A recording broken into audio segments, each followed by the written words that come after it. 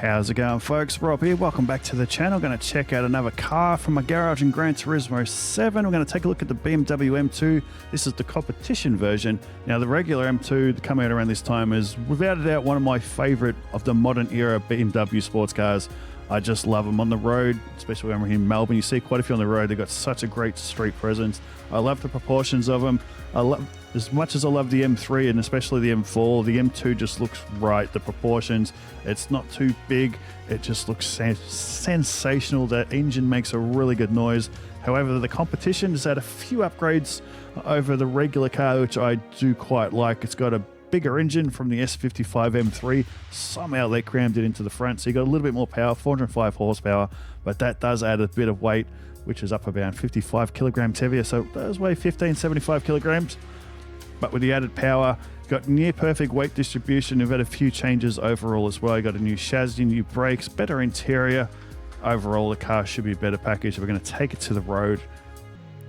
In other racing games that I've played, like the Forza Horizon series, if there's a BMW M2 in it, it's pretty much my go-to sports car. Horizon 5, my M2's done many thousands of kilometers. I love driving them. They're just so much fun to drift around in.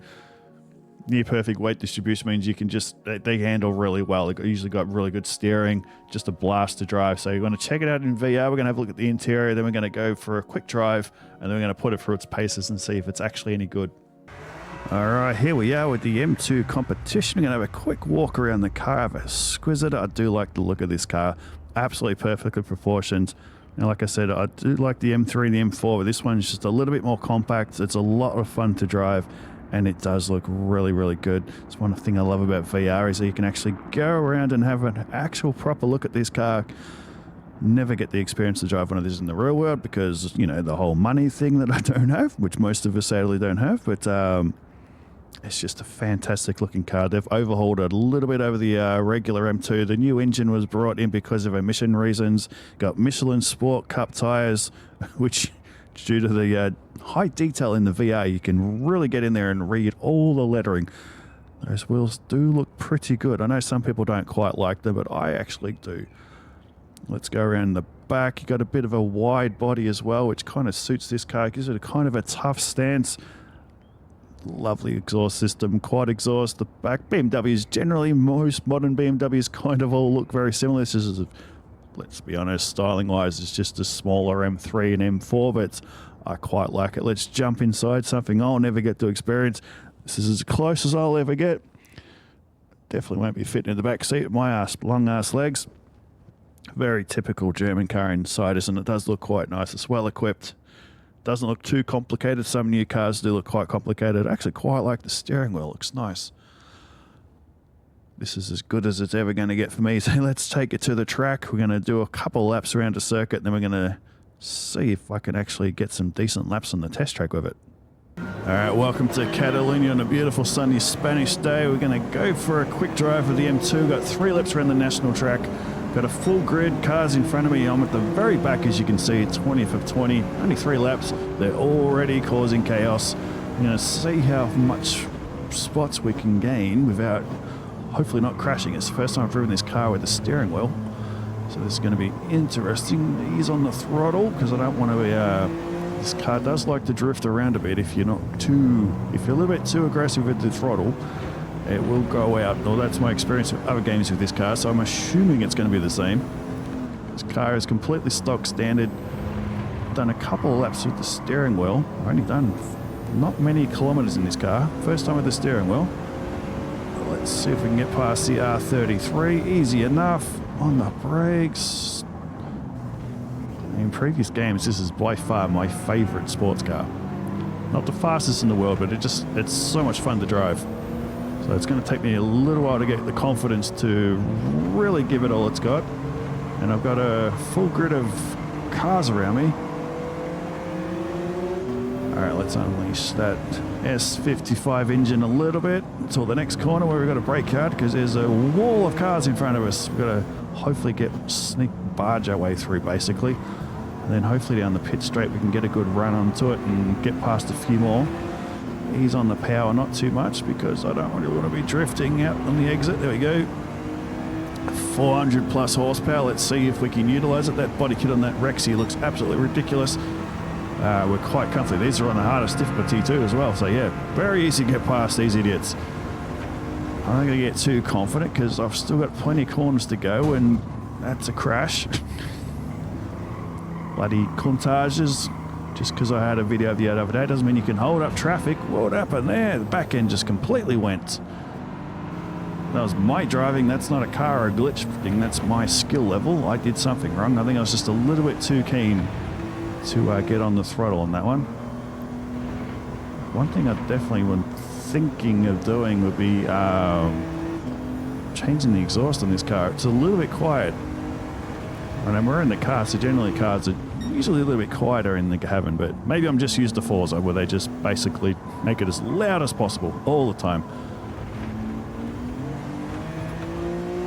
Alright, let's try and gain a bit more speed. We know we're quicker in the straight line. So far it does steer really well. It handles the corners nicely.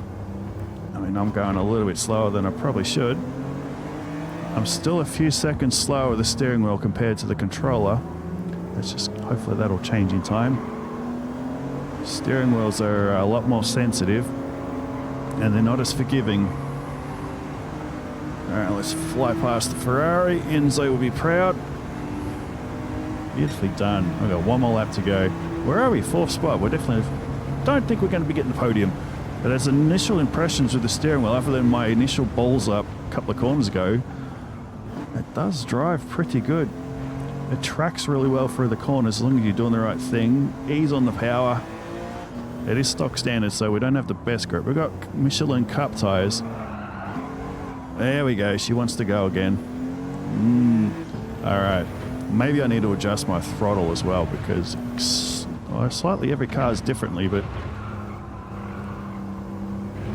other games drifting is around and is a lot of fun, but I can't drift for shit with the steering wheel. I can drift around with the controller, but not with the steering wheel. It just ends sideways, facing the wrong directions. Can we sneak past the Corvette to finish the race on the podium? I'd say normally in a straight line there's no way we're getting past that Corvette, but in this game with the AI I think we'll get past them. As long as we're right on them coming out of the last corner. You don't need to brake that hard through there, so... Alright, let's barge our way through. Got no idea how far ahead the next cars are. This is a pathetic display of driving. Maybe I should keep the steering wheel off screen until I get better. There we go, onto the pit straight. That Corvette completely stopped. It's a tiny speck in my mirror.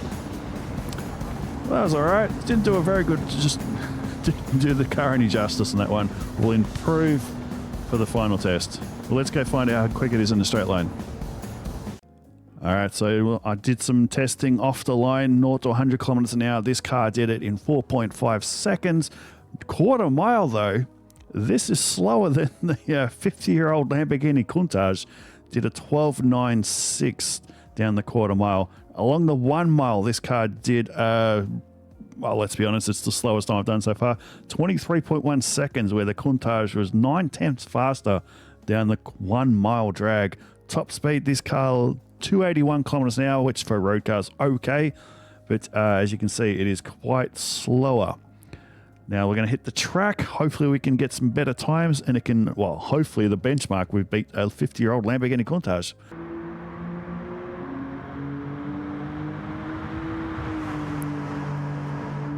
All right, we're here at Sedegna for the final test for the M2. I've done a bunch more driving with the stock car, got a better feel for it.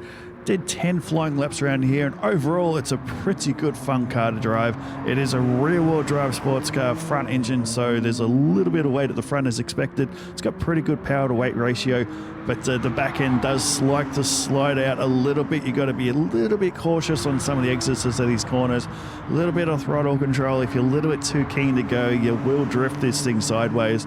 It is pretty manageable to get control of it, but coming through S's here, Most of the time that back end wants to slide around. It shifts its weight around okay, but constantly shifting the weight around does get the back end wanting to kick out a little bit. So a little bit of throttle and steering control. It can do a few upgrades. One of the big things really hurts this car around here, especially, is the gearbox. You've got 7 gears. Even on most tracks of a long straight, you're not getting anywhere near the 7th gear. So an overhaul of the gearbox. But other than that, it's a pretty good fun car to drive. As we check out the leaderboard, it did a 101.7 in the 10 laps I gave around here. A little bit quicker than the Countach. It did a 102.8. I thought the competition might do a little bit quicker around this small track, but it didn't quite do as quick as I was expecting. Again, the gearbox, I would just need a little bit more acceleration. It's got quite long gear ratios, and yeah, I think a little bit more acceleration coaxed out of that gearbox will help this car around here considerably. But not too bad overall. Not as fast as a Countach in a straight line, but it quite comfortably by a second beat it around here, which is a relatively small track too. So that's quite a good thrashing around here, which we hope for a car that's, 45 or so years younger. So out of curiosity, I took the BMW back to the garage, built it up to the top of S100 PP class, and overall this thing is... it's so much better. It's alive. It's got all the upgrades you can imagine. The gearbox has been overhauled. It's got well over 500 horsepower. Around here, I was doing mid 52 second laps around here in the few laps that I was driving it. And with that livery, it looks really, really good on the track. Lots of fun to drive. So the next video is me I'm going to take this thing for an actual race.